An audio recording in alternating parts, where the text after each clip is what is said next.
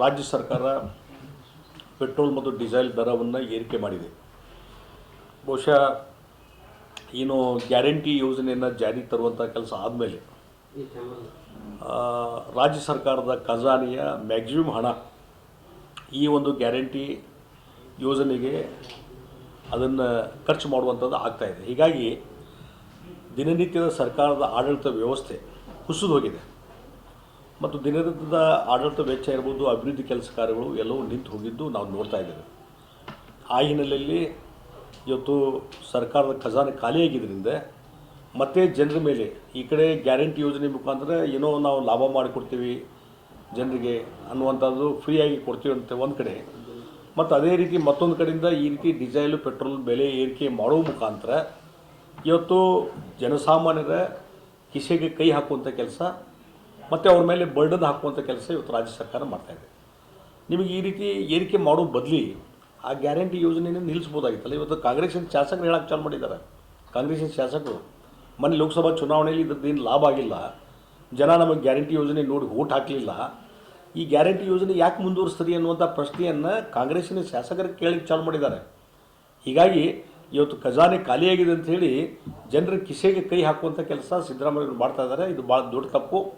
ಅದಕ್ಕಾಗಿ ಭಾರತೀಯ ಜನತಾ ಪಾರ್ಟಿ ಈಗಾಗಲೇ ರಾಜ್ಯಾದ್ಯಂತ ಇದ್ರ ಬಗ್ಗೆ ಹೋರಾಟ ಮಾಡಲಿಕ್ಕೆ ನಿರ್ಧಾರ ಮಾಡಿದೆ. ಜನರ ಪರವಾಗಿ ದೊಡ್ಡದಾದಂಥ ರೀತಿಯಲ್ಲಿ ಹೋರಾಟ ಮಾಡ್ತೀವಿ.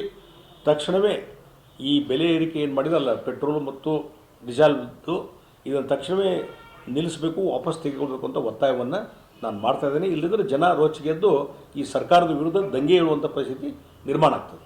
ಸರ್, ಈಗ ಕೇಂದ್ರ ಸರ್ಕಾರ ಕೆಲವೊಂದಿಷ್ಟು ಬೆಲೆ ಏರಿಕೆ ಆದಾಗ ಇದೇ ಸಿದ್ದರಾಮಯ್ಯ ಅವರು, ಡಿ ಕೆ ಶಿ ಅವರು ಏನು ಆ ರೀತಿ ಒಂದು ಆಕ್ರೋಶನ ಹೊರಹಾಕ್ತಾರೆ. ಈ ಸ್ವತಃ ರಾಜ್ಯವೇ ಒಂದು ಪೆಟ್ರೋಲ್ ಡೀಸೆಲ್ ಬೆಲೆ ಏರಿಕೆ ಮಾಡಿದಾಗ ಜನರದ ಪರಿಸ್ಥಿತಿ ಹೆಂಗೆ ಅಂತೀರಿ? ಅದಕ್ಕೆ ನಾನು ಹೇಳುವಂಥದ್ದು, ಸಿದ್ದರಾಮಯ್ಯವರು, ಡಿ ಕೆ ಶಿವಕುಮಾರ್ ಅರ್ಥ ಮಾಡಬೇಕು.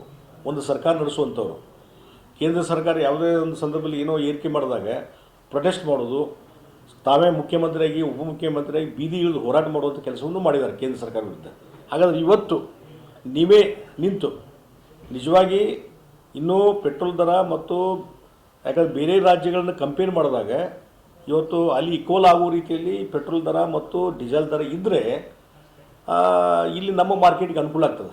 ಅದು ಬಿಟ್ಟು ಇವತ್ತು ಬೇರೆ ಅಕ್ಕಪಕ್ಕದ ರಾಜ್ಯಗಳಲ್ಲಿ ಕಡಿಮೆ ಇದ್ದಾಗ ನೀವು ಇಲ್ಲಿ ಏರಿಕೆ ಮಾಡಿದರೆ ಹೆಚ್ಚು ಕಡಿಮೆ ಇಲ್ಲಿದು ಅಕ್ಕಪಕ್ಕದ ರಾಜ್ಯಗಳ ಬಾರ್ಡ್ರಿ ಕಡೆಯಿಂದ ಹೋಗಿ ಪೆಟ್ರೋಲು ಮತ್ತು ಡೀಸೆಲ್ ತೊಗೊಂಬರುವಂಥ ಕೆಲಸ ನಮ್ಮ ಕರ್ನಾಟಕ ಜನ ಮಾಡಲಿಕ್ಕೆ ಚಾಲು ಮಾಡ್ತಾರೆ. ಇದು ಒಂದು ಕಡೆ. ಮತ್ತು ಈಗ ಜನಸಾಮಾನ್ಯರ ಮೇಲೆ, ಅದರಲ್ಲಿ ಮಧ್ಯಮ ವರ್ಗದ ಮೇಲೆ ಹೆಚ್ಚಿನ ರೀತಿ ಭಾರ ಹಾಕುವಂಥ ಕೆಲಸ ಇವತ್ತೇನು ಮಾಡ್ತಾರೆ ಸಿದ್ದರಾಮಯ್ಯರು, ಭಾಳ ದೊಡ್ಡ ಅನ್ಯಾಯವನ್ನು ಮಾಡ್ತಾಯಿದ್ದಾರೆ. ಇದರ ಮುಖಾಂತರ ಜನರಲ್ಲಿ ಆಕ್ರೋಶ ಚಾಲುವಾಗಿದೆ. ಯಾವುದೇ ಸಂದರ್ಭದಲ್ಲಿ ಇದು ಆಕ್ರೋಶ ಇನ್ನೂ ಯಾವ ರೂಪದಲ್ಲಿ ಹೊರಗೆ ಬರ್ತದೋ ಗೊತ್ತಿಲ್ಲ.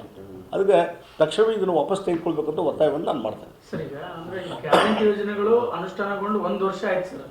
1 ವರ್ಷದಲ್ಲೇ ರಾಜ್ಯದ ಈ ಪರಿಸ್ಥಿತಿ ಆದರೆ ಮುಂದಿನ 5 ವರ್ಷಗಳಲ್ಲಿ ರಾಜ್ಯ ಬರ್ಬೋದಾಗುವಂಥ ಪರಿಸ್ಥಿತಿ ಸಿಗುತ್ತೆ ಅಂತ ಅರ್ಥ. ಮುಂದೆ ನೋಡಿ, ಇದೇ ರೀತಿ ಪರಿಸ್ಥಿತಿ ಮುಂದುವರೆದ್ರೆ ಖಜಾನೆ ಖಾಲಿಯಾಗಿ ಎಲ್ಲಿವರೆಗೆ ಬರ್ತದಂದರೆ ಸರ್ಕಾರಿ ನೌಕರಿಗೆ ಸ್ಯಾಲ್ರಿ ಕೊಡಲಿಕ್ಕೆ ಆಗೋದಿಲ್ಲ.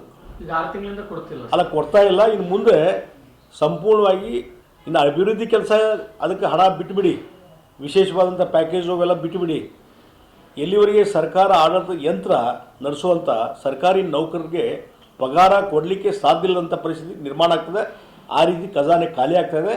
ಹೀಗಾಗಿ ಇವತ್ತು ಭಾಳ ಅನುಭವಿ ಇದ್ದಂಥ ವ್ಯಕ್ತಿ ಅಂತ ಹೇಳಿ ಸಿದ್ದರಾಮಯ್ಯ ಹೇಳ್ತಾರಲ್ಲ, ಹಣಕಾಸು ಇಲಾಖೆ ನಿರ್ವಹಣೆಯಲ್ಲಿ ಅವರೇ ಇದರಲ್ಲಿ ಫೇಲ್ಯೂರ್ ಆಗಿದ್ದಾರೆ.